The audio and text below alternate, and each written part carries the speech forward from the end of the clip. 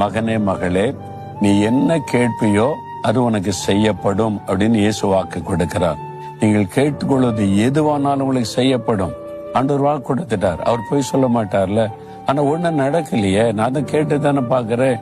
தினந்தோறும் நீங்க ஜெபிக்க சொல்லும் போது ஜெபிக்கிற ஒண்ணு நடந்த மாதிரி தெரியலையன்னா இயேசு என்ன சொல்றாரு? நல்ல கவனிங்க.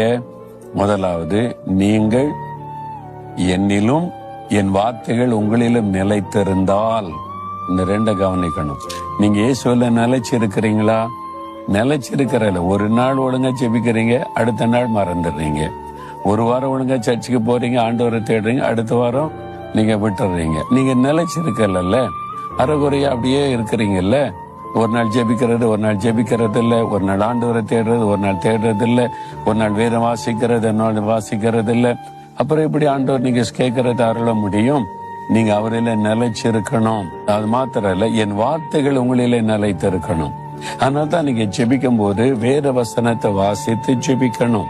தினம் வேத வசனத்தை வாசித்து தியானித்து அந்த வார்த்தை உங்களுடைய உள்ளத்துக்குள்ள வரணும், இடம் கொடுக்கணும். நீங்கள் இயேசுவில நிலைச்சிருக்கணும். அவருடைய வார்த்தைகள் உங்களில நிலைச்சிருந்தா நீங்கள் கேட்டுக்கொள்வது எதுவோ அதை உடனே ஆண்டவர் செய்தருவார்.